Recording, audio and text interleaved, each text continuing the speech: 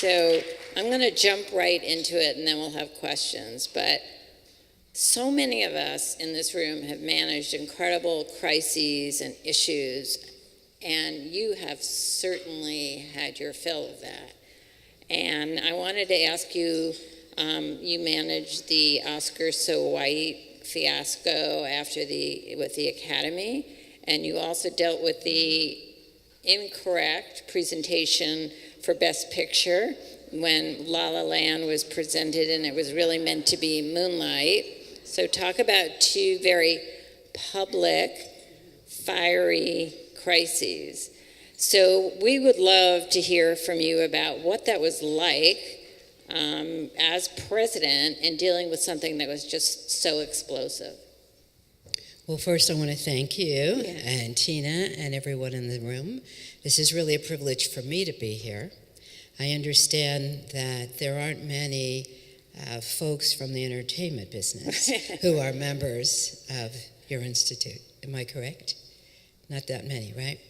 So this is a tremendous privilege for me. I'll start with Oscars So White because I don't know if many of you, probably not too early in the morning, ever watch or listen to the nominations for Oscars every year. It's probably not big on your list, but you can imagine in our industry it is. The president gets that list about an hour and a half before we go live on television. And usually I spend the time making sure that I pronounce everyone's name correctly, because there are filmmakers from all over the world, right? However, leading up to 2015, looking ahead as a PR and marketing executive, I started to feel that there were patterns that we could be in a situation of not having diversity. Now, I would never know, no one ever knows until the envelope, or in this case, the list is read. I have no idea. But talking with our communications folks there at the Academy, I felt that we could be in a bit of an issue. The Academy has worked for so many years to become world famous because of Oscars, obviously. So all media across the planet gives a care, so we sort of create this power base that we have. So I looked at that list and I thought, oh my goodness, I just knew that this was not going to be the most fun day of my life. And I'm out there all by myself, but that's okay. I've been in the entertainment business and PR, communications and marketing for over 40 years. So I have had a few, as you say, and like everyone in this room, crises that we have to manage. In any event, as I'm reading the names and I'm looking at a room full of press from around the world knowing, oh, this is just going to be the longest hour and a half of my life. However, it bothered me tremendously personally. So I kept that feeling inside as I addressed the media in the room. I was disappointed. No one knows who votes. This is like any other election. We do it online, it's individual, there isn't a group effort, there aren't a number of people get together saying yes, no, yes, no. There's thousands of people who vote. So, I had to make it personal. I felt I did in representing the organization. And it was interesting. I think that initial day, the press that came out was okay, and I think it was okay on that date because I didn't sweep it under the rug at all. I didn't think that was right. That would have been so false. And being the first person of color, male or female, to head the Academy, there's, front and center. That's just it. And then it was very clear, and it was something that the organization had already been working on, as how to make our membership more diverse. At that time, the Academy membership was 94% white yes, and 77% male. Okay, and I was the fourth African American ever elected to the board, and 5 Asian Americans, and as of that time, not one Latino. Okay, so this is, most of the time I hear some people gasping a little bit, really? And it's not that there was necessarily exclusion, it's a tough room to get into. Okay, it takes a few years working the business. However, it was very clear, and like I said, we had already started working on this, very clear that our path had to be to diversify our organization. And it was interesting where I felt too many members of the press, especially the entertainment press, were trying to label me and pull me in to be the person that is leading the diversity efforts of all of Hollywood. And I thought, I'm not having any of that. Because as we all know, what you do is you build people up to get to the top, you knock the top off, and there you go. So that was not going to happen to me at all. And we set about, with the board, all unanimously, deciding to move our organization forward and quickly, because now 6 weeks from that day was going to be the Oscars. So we, of course, convened and we talked about where we already were in this journey, and then how to, what I would say, go from first to fourth, driving a stick shift for some of you in the room that might remember that. Just now, pedal to the metal, let's go, let's get clear about our objectives, and the objective was to diversify the organization. Yeah, I wanted to ask you about that because I read about the initiative you instituted, it's A2020, which seemed like a pretty bold initiative, that there would be 50% greater diversity in 5 years. So that's almost here. 2020. Yeah, so what a year. And so I was curious about how you see that progressing and whether you think you're going to make it, if the Academy will make it.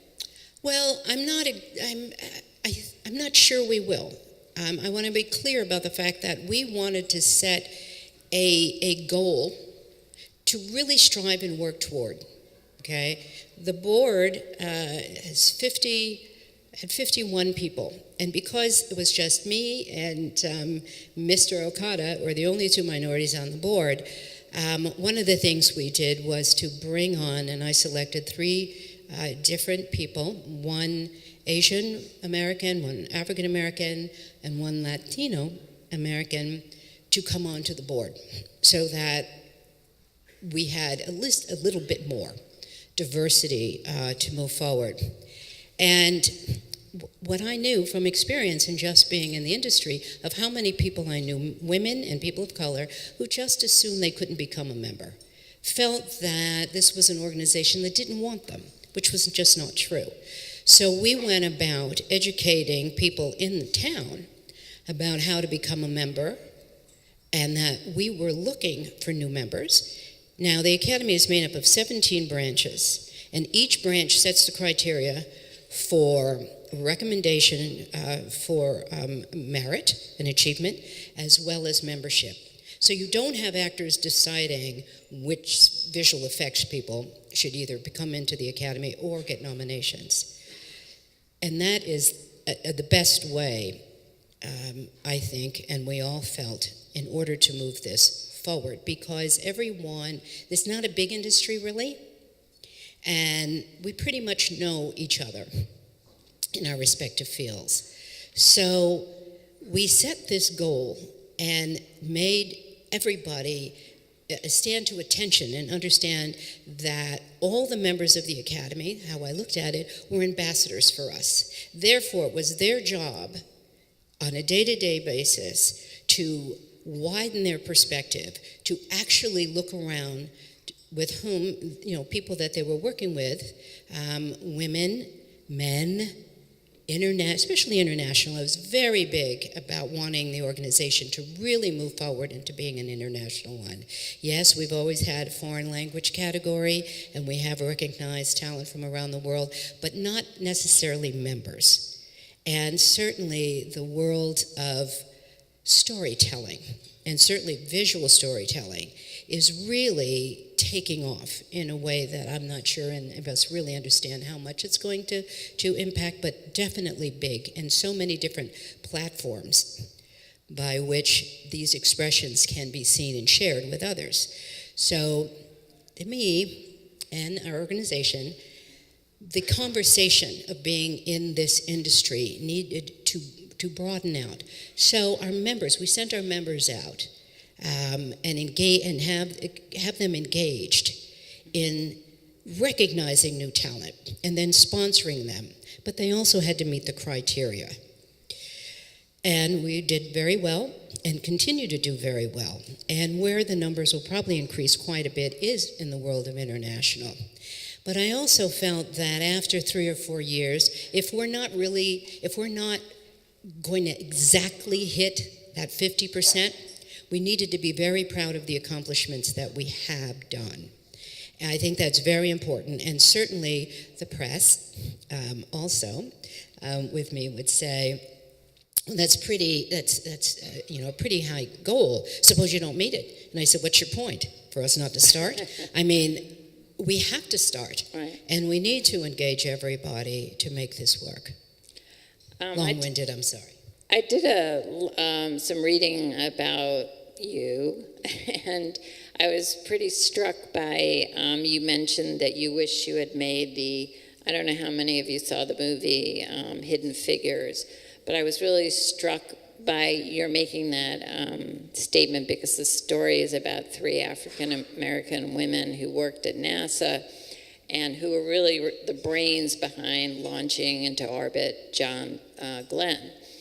And I also read that you were working on a film with Quincy Jones on Black Hollywood. Limited documentary series. Okay, but it was this whole concept of hidden figures, and sitting in all the symposium today and some conversations all about the few people of color, the few women at the top in our industry and so forth, and many women and minorities and diverse people feel that they are hidden figures as well. That term is just really very meaningful. So do you have any advice? I mean, I'm sure you felt similarly that resonated with you.